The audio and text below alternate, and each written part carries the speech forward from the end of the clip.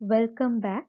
আমরা data transfer instructions of 8085 মাইক্রোপ্রসেসরের অন্তিম part 3 study করব। Course title microprocessor and microcontroller. অবশ্যই যারা পার্ট 1 পার্ট 2 দেখোনি প্রিভিয়াস লেকচার ভিডিওসে দেখে নিও, তবেই কমপ্লিট ডেটা ট্রান্সফার ইনস্ট্রাকশনস তোমরা জানতে পারবে। Intended learning objectives. After completion of the lecture, the students will be able to use data transfer instruction XTHL in 8085 microprocessor, use data transfer instruction SPHL in 8085 microprocessor, use data transfer instruction push PUSH in 8085 microprocessor, use data transfer instruction POP in 8085 microprocessor. এই চারটে instruction আমরা দেখব present lecture ভিডিওতে। XTHL instruction, তো এখানে নিমোনিকটা হচ্ছে XTHL, এর কোনো অপারেন্ট লাগে না। অপারেন্ট ছাড়াই আমরা শুধু নিমোনিকটা ইউজ করি XTHL। তো এর ফাংশনটা কি? Exchanges content of L register with the content of the location pointed out by the top of stack and the content of H register with the content of the location stack pointer plus 1. হয়তো কিছুই বুঝতে পারলে না, তো এটা আমরা বুঝবো illustration বা এক্সাম্পলের মাধ্যমে। ধরো আমরা একটা মাইক্রোপ্রসেসরে ইনস্ট্রাকশন দিলাম XTHL, তো ও তো এই ইনস্ট্রাকশন বা এই নিমোনিকটা বুঝবে না, তো আমাকে এর করেসপন্ডিং যে অপকোড সেটাকে এন্টার করতে হবে with the help of the keyboard.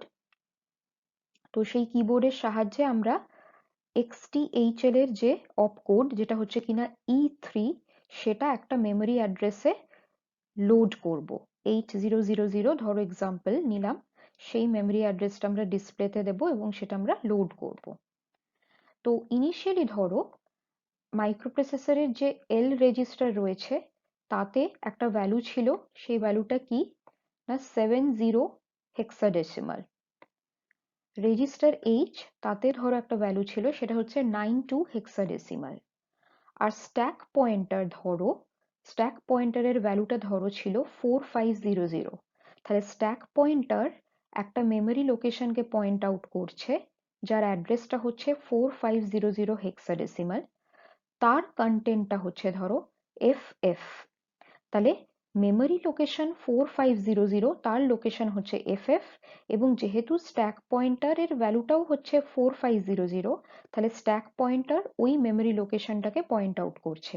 আমরা জানি স্ট্যাক পয়েন্ট হচ্ছে একটা 16 বিট স্পেশাল পারপাস রেজিস্টার, যেটা তোমরা অলরেডি আগে পড়েছো বেসিক আর্কিটেকচার অফ মাইক্রোপ্রসেসরে, এবং যেহেতু সেটা 16 বিট, তো সেটা একটা 16 বিট মেমোরি অ্যাড্রেসকে পয়েন্ট করছে, কিন্তু এটা হচ্ছে মেমোরি অ্যাড্রেসের কন্টেন্টটা, যেটা কিনা আবার 8 বিট। ঠিক আছে, তো নেক্সট দে ধরো মেমোরি অ্যাড্রেস মানে 4501, মানে স্ট্যাক পয়েন্টারের যে কন্টেন্ট তার সাথে যেটা আমি 1 অ্যাড করলে পারছি, মানে নেক্সট মেমোরি অ্যাড্রেস, তার লোকেশন যেটা, তার যে কন্টেন্ট সেটা ধরো E1 ইন হেক্সাডেসিমাল। তো আমরা যখন এক্সচেঞ্জ করছি, X for exchange the HL content with the content of the memory location which is pointed out by the stack pointer. তাহলে স্ট্যাক পয়েন্টার যে মেমোরি লোকেশনে পয়েন্ট আউট করছে তার যে কন্টেন্ট, তার সাথে এল রেজিস্টারের কন্টেন্ট অদল বদল হবে। একইভাবে নেক্সট অ্যাড্রেস মানে স্ট্যাক পয়েন্টার প্লাস 1, তার যে কন্টেন্ট তার সাথে এইচ রেজিস্টারের যে কন্টেন্ট তার অদল বদল ঘটবে after the execution of XTHL। তাহলে এখন আমরা দেখছি যে মেমোরি যে অ্যাড্রেস 4500, সেখানে চলে আসছে ভ্যালুটা যেটা আগে ছিল এল রেজিস্টারের, এবং ভাইস ভার্সা স্ট্যাক পয়েন্টার 5400 যে ভ্যালুটা ছিল সেটা চলে এলো এল রেজিস্টারে। একইভাবে আমরা দেখতে পাচ্ছি যে আগে যেটা স্ট্যাক পয়েন্টার +1 বা 4501 মেমোরি লোকেশনের ভ্যালু ছিল সেটা এখন এইচ রেজিস্টারে চলে এলো, আর এইচ রেজিস্টারের ভ্যালুটা এখন চলে এলো এক্সচেঞ্জড হয়ে স্ট্যাক পয়েন্টার +1 বা 4501 এ এলো। তাহলে এইচ এর সাথে স্ট্যাক পয়েন্টার +1 এর অদল বদল হলো কন্টেন্টের, আর এল রেজিস্টারের সাথে স্ট্যাক পয়েন্টারের কন্টেন্টের অদল বদল হলো কিসের জন্য? না XTHL এই ইনস্ট্রাকশনটার জন্য। নেক্সট ইনস্ট্রাকশন যেটা আমরা স্টাডি করব সেটা হচ্ছে SPHL ইনস্ট্রাকশন। XTHL এর মতন SPHL ইনস্ট্রাকশনেরও কোনো অপারেন্ড লাগে না, নিমোনিক হচ্ছে SPHL। তো এর ফাংশনটা কি, এক্সপ্লেনেশনটা আমরা দেখি।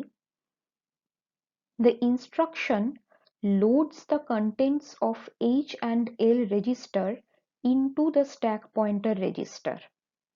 The contents of H register provide the higher order address and the contents of L register provide the lower order address. তো আমরা যদি আবার একটা ইলাস্ট্রেশন দেখি, যেখানে আমরা একটা মাইক্রোপ্রসেসরকে ইনস্ট্রাকশন দিয়েছি SPHL, ও তো নিমোনিক বোঝে না, ওকে SPHL এই নিমোনিকটা বোঝাতে গেলে তার করেসপন্ডিং যে অপকোড মানে F9 সেটা আমাকে দিতে হবে with the help of the keyboard of the microprocessor at a starting address 8000। তো সেখানে ধরো আমরা ধরে নিচ্ছি যে এইচ রেজিস্টারটার মধ্যে একটা ভ্যালু ছিল এবং এল রেজিস্টারটার মধ্যেও একটা ভ্যালু ছিল। ধরো এল রেজিস্টার মধ্যে ভ্যালু ছিল হচ্ছে 88 ইন হেক্সাডেসিমাল, আর রেজিস্টার এইচ এর মধ্যে ভ্যালু ছিল ই অ্যান্ড এ, এগুলো হচ্ছে বাইনারি রিপ্রেজেন্টেশন, যেটাকে আমরা করেসপন্ডিং হেক্সাডেসিমালে যদি লিখি সেটা হচ্ছে ই এ। তো এগুলো ছিল এইচ এল এর কন্টেন্ট। তাহলে এল কি করবে, স্ট্যাক পয়েন্টারের মধ্যে যে লোয়ার অর্ডার যে ভ্যালুটা রয়েছে সেই ভ্যালুটা ও দিয়ে দেবে, এবং এইচ কি করবে, এইচ যে হায়ার অর্ডার ভ্যালুটা রয়েছে সেই হায়ার অর্ডার ভ্যালুটাকে ও দিয়ে দেবে। তাহলে স্ট্যাক পয়েন্টারের যে অ্যাড্রেসটা তৈরি হবে সেই স্ট্যাক পয়েন্টারের অ্যাড্রেসটা হবে EA88। তো এইভাবে স্ট্যাক পয়েন্টারে কপি হয়ে যাবে HL রেজিস্টার পেয়ারের কন্টেন্টটা, আর ইন দ্য প্রসেস কি হবে, স্ট্যাক পয়েন্টার একটা মেমোরি লোকেশনকে পয়েন্ট করবে যার অ্যাড্রেস লোকেশনটা অ্যাকচুয়ালি HL রেজিস্টার পেয়ারের 16 বিট ডেটার সাথে সেম হবে। নেক্সট আমরা স্টাডি করব পুশ ইনস্ট্রাকশন। পুশ এই ইনস্ট্রাকশনটার সিনট্যাক্স হচ্ছে mnemonic PUSH followed by a register pair। তো এখানে অপারেন্ড হচ্ছে register pair। explanation কি, the contents of the register pair RP designated in the operand are copied into the stack। কিভাবে এটা হচ্ছে আমরা ইলাস্ট্রেশনের মাধ্যমে দেখব। তো আমরা ধরো একটা ইলাস্ট্রেশন কনসিডার করছি যেখানে আমরা পুশ বি রেজিস্টার পেয়ারটা নিচ্ছি, হতে পারে তোমরা অন্যান্য ক্ষেত্রে পুশ এইচ হতে পারে, পুশ ডি হতে পারে।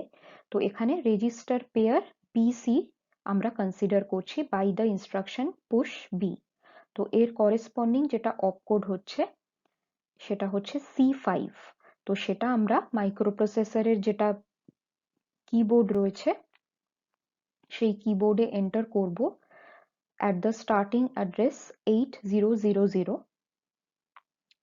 তো এই ইনস্ট্রাকশনটা আমরা যখন এক্সিকিউট করব কি হবে, ধরো BC রেজিস্টার পেয়ারে ডেটাটা আছে AABB, যেহেতু BC একটা 16 বিট ডেটা কন্টেন্ট করতে পারে কারণ এক একটা রেজিস্টারের সাইজ হচ্ছে 8 বিট, তাহলে BC রেজিস্টার পেয়ারের সাইজ হচ্ছে 16 বিট। তো ইনিশিয়ালি ধরো সেখানে ডেটাটা ছিল AABB, এবং স্ট্যাক পয়েন্টার যেটা ছিল সেটার ধরো লোকেশন ছিল মানে সেটার কন্টেন্ট ছিল 4000 হেক্স, তার মানে সে মেমোরি লোকেশন 4000 কে পয়েন্ট করছিল।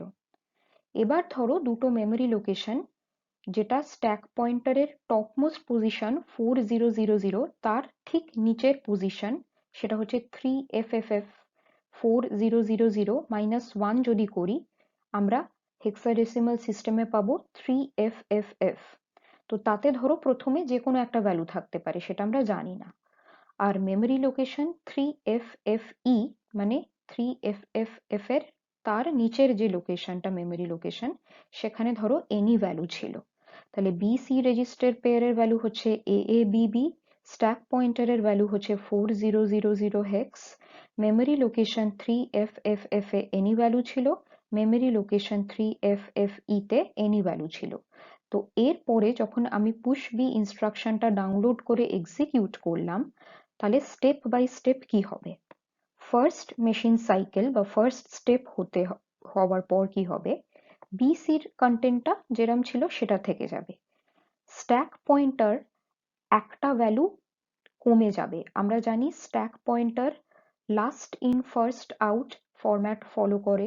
তাহলে টপ অফ স্ট্যাকটাকে যদি আমি সরিয়ে দিই উইচ ওয়াজ 4000, নেক্সট যে মেমরি লোকেশনটা থাকবে সেটা হচ্ছে 3FFF।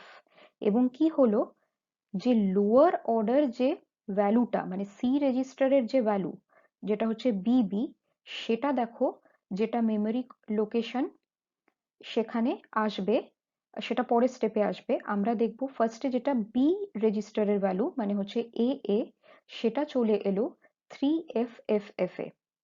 তার মানে স্ট্যাক পয়েন্টার 1 কমে গেল, এবং যেটা হায়ার রেজিস্টারের ভ্যালু মানে এ যেটা বি এর ভ্যালু, সেটা ঠিক তার পরবর্তী মেমরি লোকেশন মানে 3FFF এ ঢুকে গেল এ। তখনও কিন্তু তার পরের যে মেমরি লোকেশন তার ভ্যালুটা আগে যে এনি ভ্যালু ছিল সেটাই রয়ে গেছে। এবার নেক্সট স্টেপে কি হবে, স্ট্যাক পয়েন্টারটা আরেকবার ডিক্রিজ করবে। তো সেটা ডিক্রিজ করার পর যে নেক্সট মেমরি লোকেশন 3FFE, তাতে যে সি রেজিস্টারের যে কন্টেন্ট মানে বিবি, সেই বাইটটা স্টোরড হয়ে যাবে, মানে বিবি ভ্যালুটা চলে এলো 3FFE তে। তার মানে পুশ কি করলো, বিসি রেজিস্টার পেয়ারের ভ্যালুটা স্ট্যাকের মধ্যে পুশ করে দিল।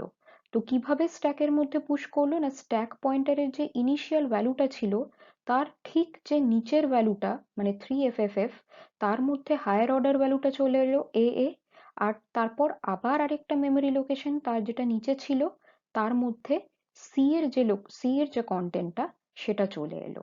তো এইভাবে আমরা ধরো কোনো একটা ইনস্ট্রাকশন যখন দিচ্ছি একটা মাইক্রোপ্রসেসরকে, হতে পারে আমরা একটা কাজ করতে করতে অন্য একটা কাজে চলে যাব। মানে ধরো তুমি মাইক্রোপ্রসেসরকে বলছো দুটো নাম্বার অ্যাড করো, তারপর তুমি বলছো যে যে নাম্বারটা হলো যে নাম্বারটা অ্যাডিশনের ফলে আমরা পেলাম সেটাকে স্টোর করে রাখো, দিয়ে তুমি অন্য কোনো একটা কাজে চলে যাও, অন্য কোনো একটা ইনস্ট্রাকশনে চলে যাও।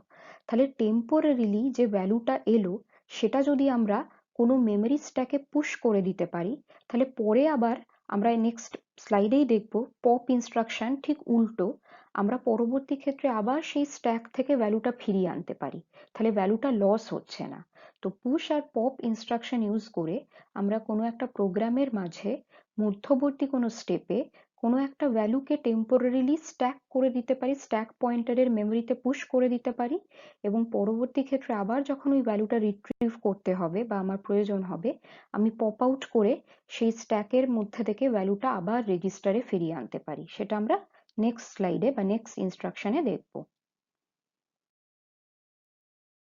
ফাইনালি আমরা শেষ যে ডেটা ট্রান্সফার ইনস্ট্রাকশন রয়েছে সেটাতে এলাম, সেটা হচ্ছে পপ ইনস্ট্রাকশন। পপ ইনস্ট্রাকশন হচ্ছে পুশ ইনস্ট্রাকশনের ঠিক কমপ্লিমেন্টারি ফাংশনটা করছে। তো এর যদি সিনট্যাক্স দেখো সেটা হচ্ছে POP followed by a register pair. তো নিমোনিক্সটা হচ্ছে POP followed by R P, মানে পিওপিটা হচ্ছে নিমোনিক আর আর পিটা হচ্ছে register pair which is the operand. এর এক্সপ্লেনেশনটা হচ্ছে the contents of the stack are popped back into the register pair. এটার মানেটা কি, ইলাস্ট্রেশনে যাই। তো আমরা ধরো ইলাস্ট্রেশনে আমরা পপ বি করলাম, তো মাইক্রোপ্রসেসরে সেই জন্য আমরা 8000 এই স্টার্টিং অ্যাড্রেসে পপ বির যে অপকোড মানে C1 সেটা এন্টার করে দিলাম। তাহলে কি হবে, তো এটা এক্সিকিউট করার পর যেটা হবে, আগে আমরা ইনিশিয়ালি কি ছিল দেখি। আমরা ধরো বি আর সি যে রেজিস্টার ছিল তাতে যে কোনো ভ্যালু ছিল ইনিশিয়ালি, সেটা আমরা জানি না। স্ট্যাক পয়েন্টারের ভ্যালুটা আমরা আগের স্লাইডেই দেখেছিলাম, যখন আমরা ভ্যালু পুশ করে দিয়েছিলাম স্ট্যাক পয়েন্টারের ভ্যালুটা ছিল 3FFE। তোমরা ভিডিওটা একটু ব্যাকে গিয়ে দেখে নিতে পারো যে আমরা পুশ ইনস্ট্রাকশন করার ফলে কিন্তু ফাইনালি স্ট্যাক পয়েন্টারে 3FFE ছিল। এবং অলরেডি যেহেতু আমরা 3FFE এই মেমোরি লোকেশনে BB এই ডেটাটা পুশ করে দিয়েছিলাম, আর 3FFF এই মেমোরি লোকেশনে AA এই ডেটাটা পুশ করে দিয়েছিলাম, তাহলে পপ করার পর ঠিক উল্টো হবে। কি হবে? ফার্স্ট স্টেপে কি হবে না, এই যে 3FFE তার মধ্যে যে ভ্যালুটা ছিল মানে BB, সেটা লোয়ার অর্ডার যে রেজিস্টার তাতে ঢুকে যাবে। মানে BB এই ভ্যালুটা 3FFE থেকে C তে চলে এলো, এবং স্ট্যাক পয়েন্টার ঠিক পপের সময় যেরকম পুশের সময় কি হয়েছিল, একটা একটা করে নিচে যাচ্ছিল, লাস্ট ইন হয়েছিল যেটা, তারপর তাহলে সেটা ফার্স্ট আউট হবে। তাহলে স্ট্যাক পয়েন্টার আগে ছিল 3FFE, সেখান থেকে এটা বেড়ে 3FFF হয়ে গেল। এবং 3FFF যেই হয়ে গেল, ঠিক তার পরের স্টেপে কি হবে, 3FFF এর ভ্যালুটা এটা বি রেজিস্টারে পপ আউট হয়ে যাবে, আর স্ট্যাক পয়েন্টারটা আবার এক বেড়ে 4000 তে চলে এলো। তার মানে আমরা স্ট্যাকের যে কনসেপ্টটা আগে পড়েছিলাম, যে সেটা একটা পাইল অফ মেমোরির সবচেয়ে ওপরে যেটা রয়েছে, সবচেয়ে লাস্টে যেটা রয়েছে তার লোকেশনটাকে পয়েন্ট আউট করে। যখন আমরা কোনো একটা ভ্যালু পুশ করতে চাই, স্ট্যাক একটা করে কমতে থাকে আর মেমোরিতে ভ্যালুটা পুশ করতে থাকে। আর পপ যখন করতে থাকি ঠিক রিভার্স অপারেশন হয়, একটা করে মেমোরি লোকেশন বাড়তে থাকে এবং সেই ভ্যালুটা পপ আউট করে আমরা যে রেজিস্টার পেয়ারটা ডেজিগনেট করেছি পপ নিমোনিকের পরে, তার মধ্যে ভ্যালুটা পপ আউট করে স্টোর হয়ে যায়। আর অবশ্যই মেমোরি লোকেশনেও কিন্তু ভ্যালুগুলো রয়ে যায়, কারণ আমরা জানি 8085 মাইক্রোপ্রসেসরে any data transfer instruction is a copy instruction, it is not a cut instruction। তো আমাদের সমস্ত যে ডেটা ট্রান্সফার ইনস্ট্রাকশন 8085 এর সেটা কমপ্লিট হলো।